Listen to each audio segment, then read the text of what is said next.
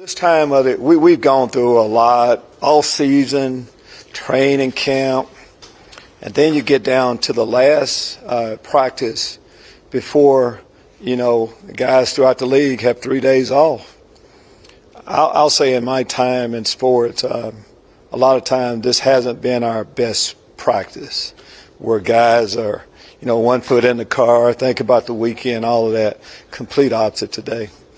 Maybe our best practice we've had, and it was a grind. It was hard and padded, and they've done the way they've done throughout everything we've asked them to do. So I feel like we're in pretty good shape. Got a few bumps and bruises. You have an idea of what our roster is going to look like right now, and a lot is being said about the 53-man roster, but it's really about the 69-person roster. That's what we were trying to do. Whatever we had to do to get those 69 guys together. Some of our guys that are vested, we ask them to come in a little bit different way, whether it's practice squad or whatever, but we're choosing for the Indianapolis game from that entire group, and we like what we're choosing from. Take your question. What's it thoughts about a guy like Kirk Hyde? She's an undrafted free agent, fights through camp and makes your roster. Everybody loves an underdog, and you like the guys that he earned this spot. I knew a little bit about him before he got here, but we told the guys early on, man, you come in different. First round, a free agent. We're going to put you all together in drills. Show us. Make us put you on this roster. And that's what Kirk did. He worked hard in practices, and we got to games. He showed up then, too. Definitely showed out. So I'm excited for him. Jake Hansen, Troy, guys that whenever you see an undrafted player that makes the roster, it's pretty special. Well, you have Harrison, and he's been a linebacker. And you put your fullback in, and people think you're going to run, knowing you want to run. Sometimes you like to be, people think that fullback can catch the ball. Are you afraid to throw in the ball? John, we're not afraid at all. He's a good athlete. Being a linebacker, D lineman, whatever you want to call him. But what we saw is that he's a knee bender. He's an athlete. He'll hit. He's physical. He's tough, and then he can catch. So in practice, we've seen him do that. So it's just not, if he's out there in the fullback position or just out there in that group, that he can only do this. He's a pretty versatile guy that can do a few different things. Lovie, we know that your defense loves to utilize the linebackers. What went into the decision to keep 8 linebackers on the active roster? Well, just, you try to keep the players you think can play. And you can work different ways when you say the active roster, but keep in mind, I think we need to start looking past the active. What's active right now, 69 could be active. So, and we choose from that. We'll dress. 48 will dress, and so that's what went into it. We kept letting guys play, and they told us they should be on the roster. What were the ultimate factors to build the run back room, and what were kind of decisions what would help you make those? First, as we came in, who was our one running back? That's what we wanted to try to sort out. Who's going to be our lead? And then from there, the lead, if the lead goes down, a guy with maybe a similar skill set a little bit. You need a third down guy that's more, maybe a little bit better protections and things like that. Most third running backs, you like them to play, a little bit of special teams too. So all these things, we felt like going in, we had a group where a lot of guys had highlights to their game that we thought would fit eventually, and that's why we went with that group. Look, you have a background with Jake. What do you see from him, from his growth from his college days and when you first met him? Well, when you have a history with somebody, it's my first year, of course, being the head football coach here, and some of the guys I don't know. I've been with Jake, seen him play for 4 years. If he hadn't gotten hurt 1 year at Illinois, I think he would have set the record for a defender taking the ball away. So he understands what we were trying to get accomplished defensively, and And I like some of the plays he's made. He's just like Kirk and other guys. Told us he needed to be around. The tight end position you guys did try to address during training camp with a trade that didn't go through. How do you feel right now? Is that still a position where you guys still feel like personnel-wise you might need some work? You playing by ear? Like, what's the level of confidence there? Yes, and I think y'all talked to Nick yesterday. As a general rule, we never stop looking to upgrade our roster. Tight end position, all positions. I can understand we've had a few injuries. That's the one position that's kind of taken its, injuries taken its toll on the position a little bit. But, we still like the people that we have right now.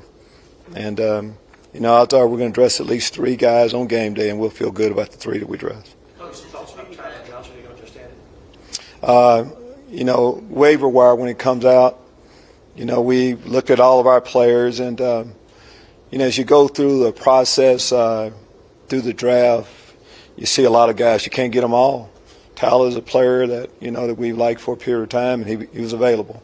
So as I say, we continue to look to upgrade the roster. Made sense.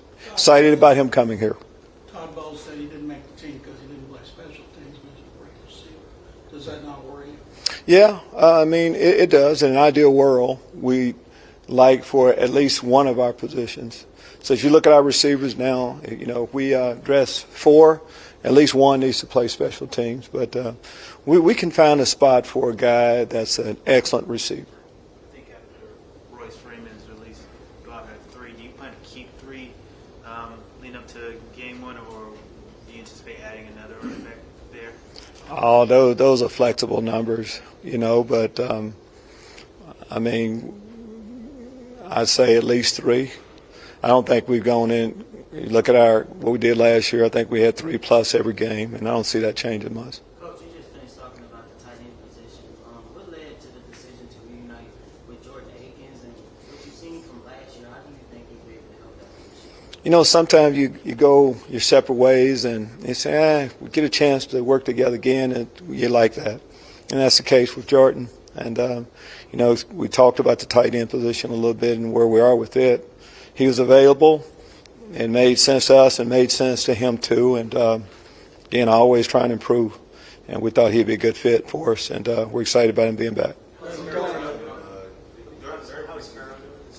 I'm sorry? Is Farrell coming along from the soft tissue injury? Yes, all of our players, the ones that missed time, for the most part, most of them are pretty much back. So, absolutely, he's getting better. Coach, during preseason, you mentioned that the talent level on a team determines what you guys' expectation will be for the upcoming season. So, going into 2022, what are your expectation level for this team now, seeing what the talent level looks like? Well, I think I understand most head coaches going to say the same thing right now, but I like ours. Every step along the way, we've evaluated, in detail, and we've liked a lot of the things we've seen. I know we need to get to the game and play it, but, I like where we are right now. And, of course, we'll be able to tell in a little over a week exactly where we are, but feel like we've improved over last year's team. That's what we wanted to do, start with that. And I know we've done that. Going into game week, there's a chance that Kenyon Green could move up on the depth chart. Are you going to try to work him in with the first? What depth chart now? Omar, we got a depth chart out already? So what depth chart are you talking about there? You would think the head coach would know about that depth chart. Working with the first team offense or projected first team offense, would you like to just get him reps to get comfortable playing with those guys who you think could be first team? I can say this either. Kenyon Green will play for us quickly this year. How about that? How close is Christian Harris to being ready, and where does he fit into the mix? Y'all got veterans already there. He's not as close, and hamstrings can be tricky. He's making a lot of progress, but he's not there yet. Coach, everybody can see Pierce run. What was it about his personality, work ethic, attitude? And when did you first see he could be special going back to the start of the team? Well, I think it's a lot of all the things you said off the field first off. He comes into the room, start talking to him. He's got a little confidence. But then he went to the field, special teams, what I need to do, coach. Every day, smile on his face, ready, loves football. And I did know a little bit about, saw his highlights before. You know, us wanting to run the football, thought he would meet our personality that we would like to be. And that's what we've seen. Then he started playing in games. And we've seen every step along the way, we've seen the same thing from him. Excited about him being on the team, and that running back room is a lot stronger with him in it. How hard was it to cut down that linebacker room, and what was the kind of deciding bit in there? Well, by the amount we have on our roster right now, you can see it was tough because everyone that stayed, we've seen them do good things. I feel like we can win with all of them. So that was tough. But in an ideal world, that's what you want every decision to be a hard one, based on guys doing something that you liked. And I'm going to say that for, most of our positions. It came down to that. And I think we had one of our players at Max, right, that was picked up once by someone else. He's a good football player. So if we talk about our roster and feeling like we had great competition throughout, I think the numbers say that. Coach, what was the conversation like with Derek Rivers, knowing that a guy who had such a great camp and great preseason to have to, force it in this way? Well, it's tough, but, Derek's been around a while. And the injuries, I know it's coach talk, but injuries are a part of it. But you just look at what he did in the preseason. We're talking about him right now because he did. He showed out now. He made plays. And but it's not like he had a career-ending injury. So eventually you'll see him off the edge making plays again. Not that I know right now, that I could tell you at least, but later on we'll get a little closer. Right now he's out, and unfortunately he won't be able to play right away. Thank you.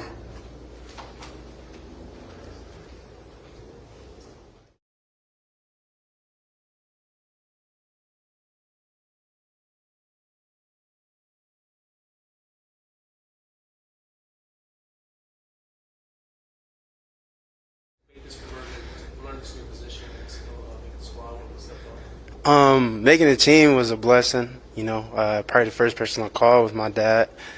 They really don't tell you when you make the team, so I waited a good amount of that day. I ended up calling my dad at like 5 o'clock and letting him know, I think I'm good, I think I'm cool, I'm here. And it was a very emotional time for him, so he was a little teary-eyed, a lot of pride. But it was a blessing, no place I'd rather be. So.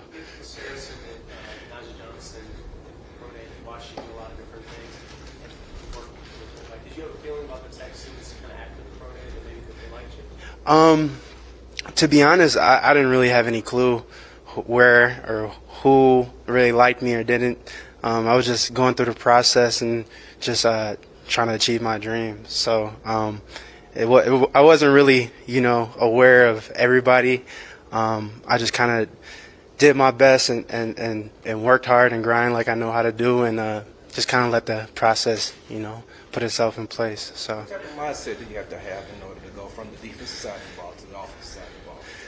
Man, it's a grind mentality. It's a tough mentality.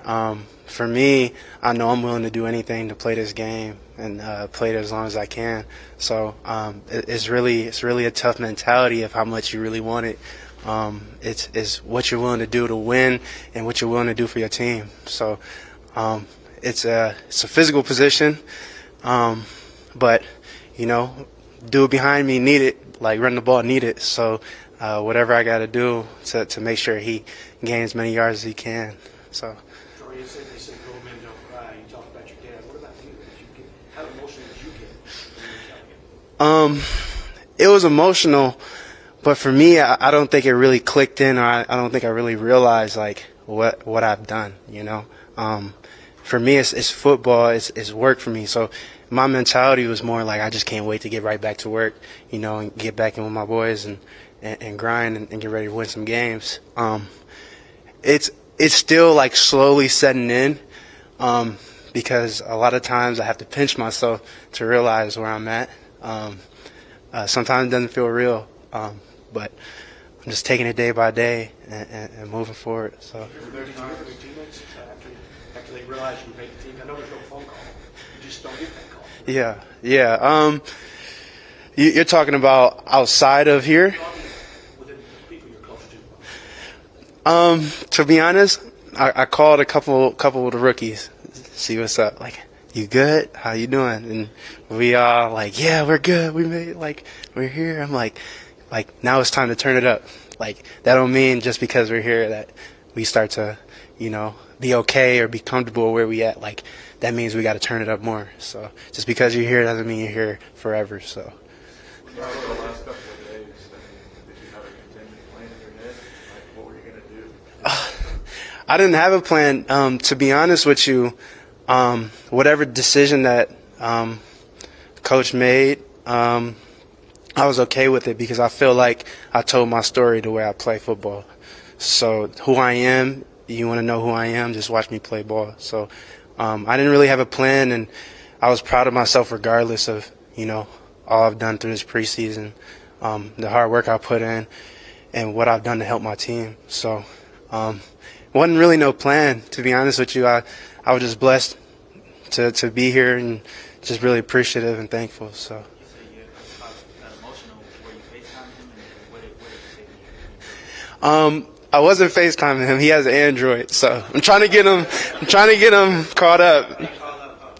Man, it just is what it is. I've been trying to get him, so maybe it'll change now. So, but you can hear it in his voice. My dad is not a super emotional dude, but you can hear like that's what he wanted from me.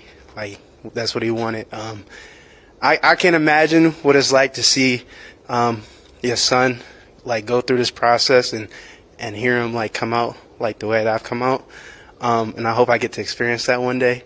But I know that was a proud moment for him, and I hope I can experience something like that like one day. What it is. When they first approached you about switching to fullback, what was your reaction? Was it something that came as a surprise, or what was that like? And then what was the transition? It wasn't really a surprise. It was something I was aware of that, like, whatever I had to do to get where I need to go, I was willing to do. So when they approached me, that was almost my mentality that, like, or expectation that was going to, be brought up. And when it happened, I just told myself it's go time. Like, you're getting a shot. So. Lovie said that his favorite play from the preseason was one where you were lead blocking for Dameon Pierce. Lovie said that was his favorite play. So does that offer you any sort of affirmation that, what you're doing, you're headed in the right direction, or the importance of the fullback? He said that was his favorite play? Really? Defensive guy. That was his favorite play? I think that's dope. I think that's super cool. I'm speechless. I didn't know that. I personally thought it was one of the coolest things to block for Dameon Pierce and to turn around and see him going, tough-nosed football, just run 9 yards, 8 yards, run somebody over. Like, I thought that was the coolest thing. I got to lead block for him, keep going, not turn around, and he's still running down the field. So I'm honored. I didn't know that. That's awesome. What is the skill set for leagues with everything that translates from defense, shedding blocks, now delivering them? What are some of the things that you had to change or anything that you had to do so to be able to function in that position? Probably the number one thing. Okay, it's two things. One, under control. I have to be under control a lot more on the offense. Second thing is extension. On defense, you want to get extension, especially playing DN on a college level. I have to get extensions, shed blocks, get off the block. I don't want that guy in close.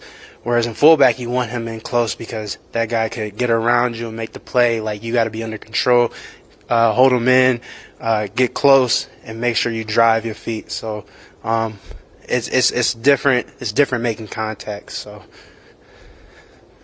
thank you.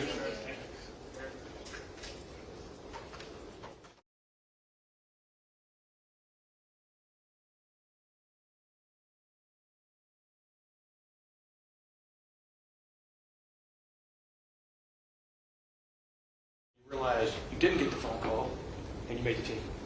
It was a great feeling.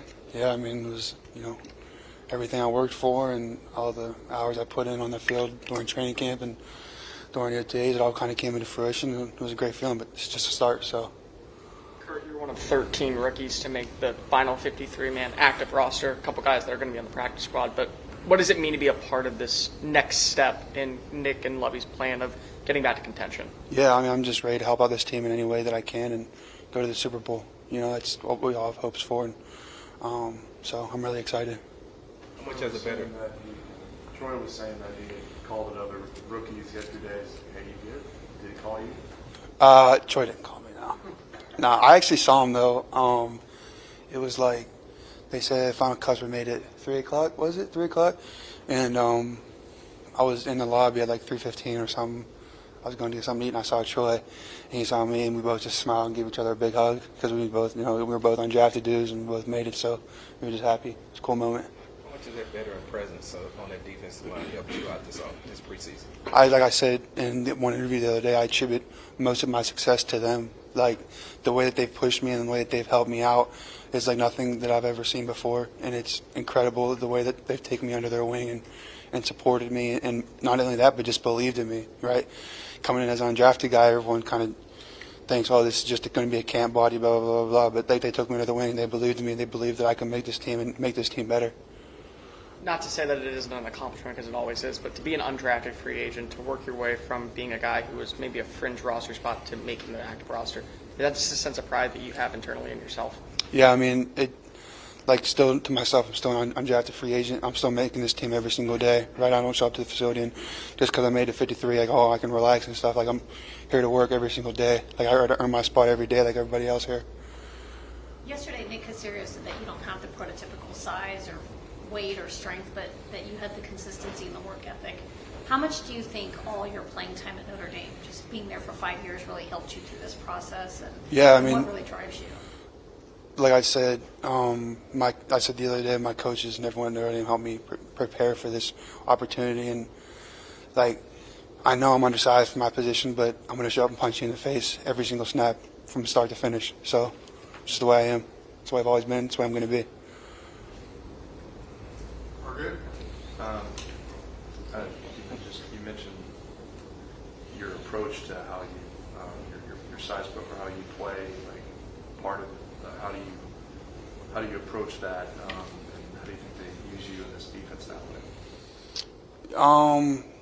Just being in the middle, right? Like, we always joke around and call it the jungle. So, if you're going to be in the jungle, you got to be a bad dude, right? So you got to show up and bring it every snap.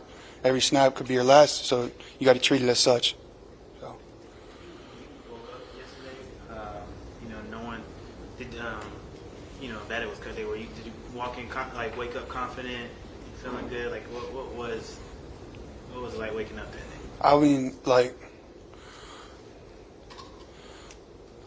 I was nervous, right? Because like you never know, like stuff happens, and right, you could be cut and then picked up to go to a different team. But like my biggest worry was that I was gonna get cut and then go to a different team and then not be with these guys, because my coach has been one of the best coaches that I've ever been around, and the way that he's developed my game, specifically in the pass rush and being relentless, has been second to none. I mean, he's incredible. Like I was talking to my dad, and I was like, if I get cut and picked up somewhere else, I'm gonna be more upset because I'm leaving the guys in this room.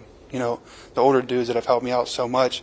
Right, I want to be in this environment. This is where I want to be, and I want to be on this team. I believe in this team. I believe in the mission. I believe in our front office. I believe in our support staff. I believe in everything here. I want to be a part of this.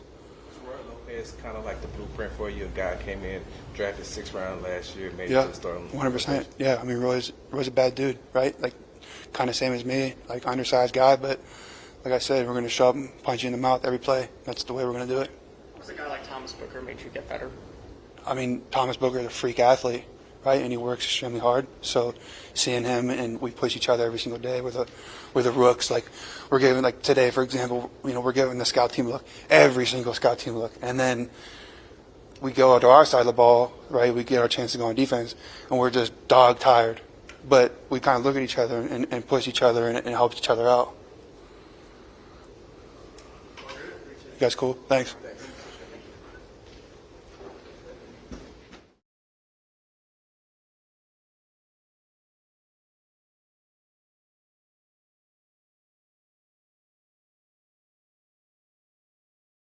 Trip with Lovie outside of Houston, what's it like to be playing for him again? It's exciting. It's a blessing.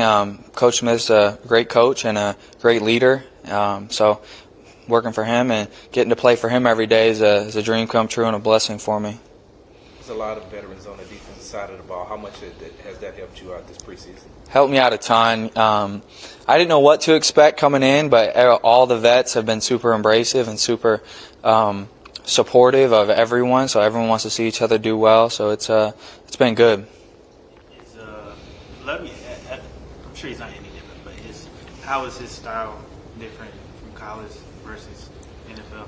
Honestly, to me, he's been the same, pretty similar, pretty similar coaching style. He's always been obviously he's a softer spoken, but when the time comes, he'll step and guys need to step it up. He'll let you know, and he it just little stuff like in college you have guys fail a test. I mean, it's just different babysitting stuff in college versus the NFL. It's you're the next man up if you don't show up and do your job. So Going into what? Did he recruit you?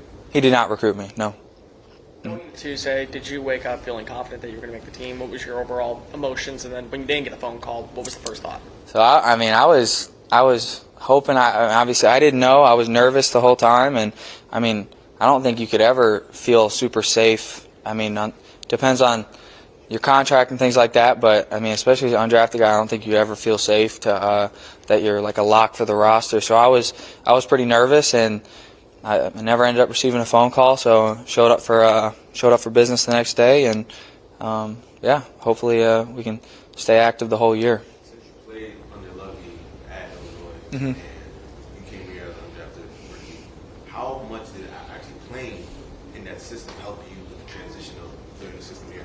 It helped me out a ton. It was, and then in OTAs, I didn't do anything in OTAs. So being able to sit back and watch how everything works and not be thrown in the fire right away, and having that knowledge of the system made that transition a lot easier. Allowed me to get a little more sleep at night and a little bit. So it's made that transition a lot easier for me. You always said that offense is not a dictatorship, and a lot of players talk about how they can go to him with questions with their defense. How was your experience doing that? How would you describe that kind of relationship with the coach? Yeah, his office is always open, and he preaches that to us, that we can go in and talk to him about what we need to get better at or what we did well and things like that. So he's always good about having his doors open to teach and learn from him. So. Is that something that helps you just how you feel about yourself? Or does that translate to the field? What does that kind of style do for a player?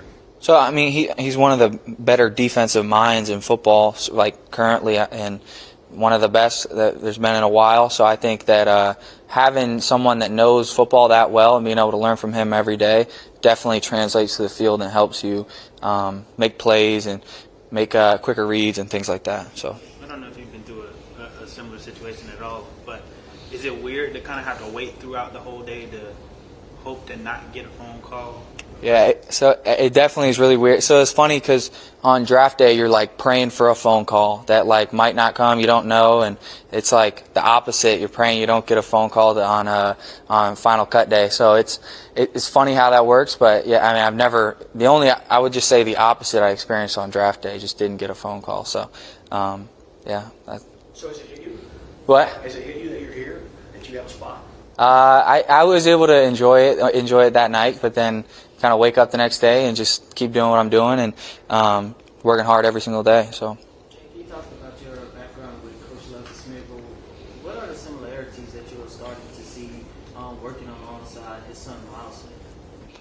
So similarities as far as what I experienced. Similarities and probably other traits that you can see in both of those guys. Coach Miles, he grew up in that defense, so he knows it better than anyone. So having him and being able, he coaches us hard and he coaches us well. So, and I had a little experience with him at Illinois, so I knew what he was about and what he stood for. So coming here was an easy decision for me as far as undrafted free agent choices and things like that. And yeah, there's similarities. They both know the system super well, and they have a little bit different coaching style, but he's a little bit younger, so we can relate to him, and he's a great coach. So. What was the biggest adjustment that you had to make coming from college to the NFL? Biggest adjustment. So I would say for me, not having OTAs was something that I didn't necessarily set me back, but it was something where like I needed to slow down. Like I wanted to go make a play and show everyone I could make a play, and it caused me to be a little bit like all over the place and like just letting the game like come to you and not being like trying to do too much or make too many plays. And so just I would say letting the game come to me and not like being overly anxious to go out and do everything and make a play and things like that. So 13 rookies to make this active roster for the start of the year. What does it mean to be a part of Nick and Lovie's plan on getting the team back on track in year 2 of this regime? It means a lot. I feel like that. Being able to make the 53, it shows that they have trust in me for at least right now, and continue to build that trust. And I really appreciate all the opportunities they've given me. So I'm excited about the opportunity. Jake, what is your dad and his background in football? How much does that help you? What are some of the tips he gives you about the linebacker position? So he's helped me out a ton. Really, it was like in the youth and into high school and the develop, because he was a coach for me in youth football, and then we talk about things in high school. Once I got to college, we were getting a lot of coaching. You're getting it's very similar to the coaching that you're getting at this level. So he backed off a little bit and was more of a fan, and but it felt natural, and I learned a lot from him growing up, and it was helpful. So. Troy said that he called in several players after they found out. Were you one of the guys they called? Yeah, we spoke. Troy, it's like having a buddy, like fellow undrafted rookie, and like every day trying to prove yourself and show that you belong. So having Troy and having Kurt, some of the guys make it was it's a blessing, and it was cool to have experience that moment with them. Is it a bit of a different relationship because of you guys are undrafted versus players who heard their name called? I would say it's a little different. Everyone has different experiences, and I would say ours was more similar. So I think it does make it a little bit of a different relationship. So Thanks, guys. appreciate you guys. Yeah.